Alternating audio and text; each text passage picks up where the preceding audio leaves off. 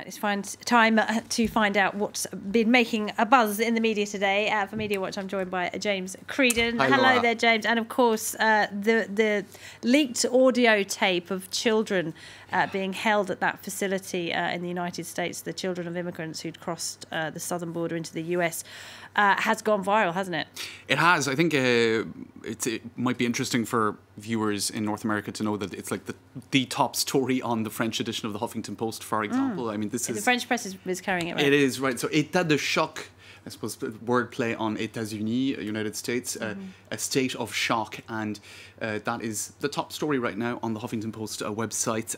Bernie Sanders and others as well have been sharing what he calls horrifying footage of child detention centre in Texas. So this has become an absolute lightning rod issue in the US.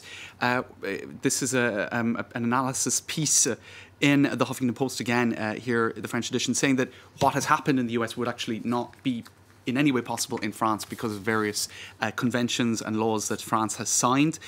For example, they have signed the European Convention of Human Rights and also the International Convention of the Rights of the Child, both of which basically place the rights of the child as kind of at a superior level. In other words, in any situation like this, they cannot be separated from their parents. It's not allowed.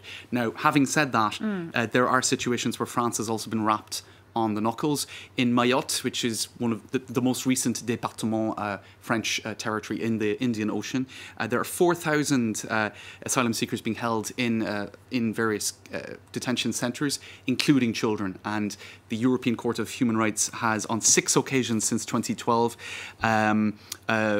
handed down negative rulings for France in these cases for these practices. So it's not like France is whiter than white when it comes to issues of detaining children, but certainly separating children from parents, it would not be legally possible in France. And the spokesperson for the French government, Benjamin Griveaux, he spoke on France 2 TV today about this, saying that France and the US do not have the same model of civilization or the same values. So I suppose the Elysée very much trying to sort of say this is not something that would happen here in France.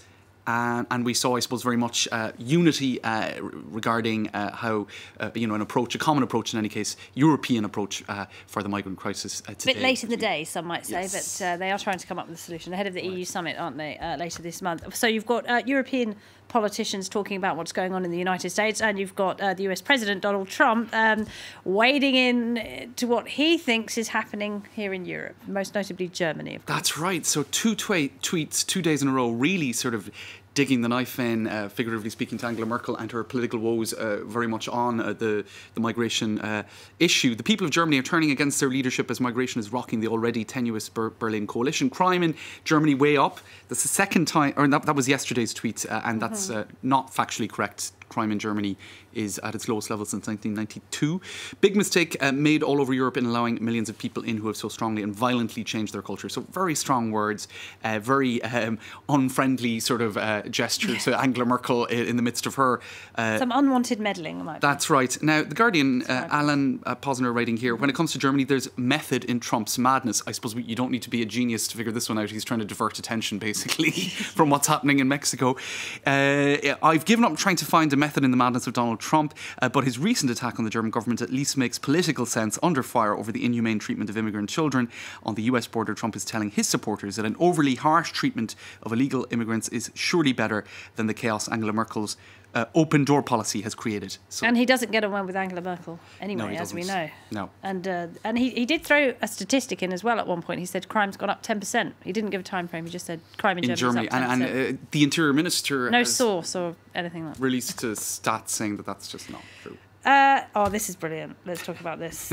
This teenager, I cannot imagine what his mum said when he got home. This teenager, what was he, 15? 15, I think. And the French president comes along, and they're obviously having a bit of hijinks, singing socialist anthems and all the rest of it. And then somebody said, well, you tell him. He's like, how's it going, Manu? Yeah. How are you doing? Ça va, Manu? And, how you refer to the President of the Republic. No, and in fact, I suppose in particular, because this was on an occasion marking the famous appeal by Charles de Gaulle on the airwaves, 18th of June 1940. Anyway, you can have a look here. Ça va? C'est bien. Ben, ça va. Je la connais, ça va Manu? Non, c'est sûr que tu peux pas. Non. Voilà. Tu es là, dans une cérémonie officielle, tu te comportes comme il faut. Donc tu peux faire l'imbécile, mais aujourd'hui c'est la Marseillaise et le chant des partisans. There you go. So it went on. We're running out of time, so I'll just quickly run through some of the feedback. Basically, Macron very much put this front and centre of his social media. He was, trying to show, you respect the role of the president, and you have to be respectful. And if you're being a disrespectful teenager, I'm going to show you that that's not acceptable. In any case, one journalist apparently said that the teenager is quite depressed and is avoiding everybody, and he's being mocked now. Oh, that's a shame. I thought I shouldn't laugh, his street cred would have gone through the roof. That's what I would have thought. Oh dear, that's the risk when you're going to meet kids in public. He'll live another day. Oh dear. All right, James, thank you very much indeed. Thanks James Creed in there.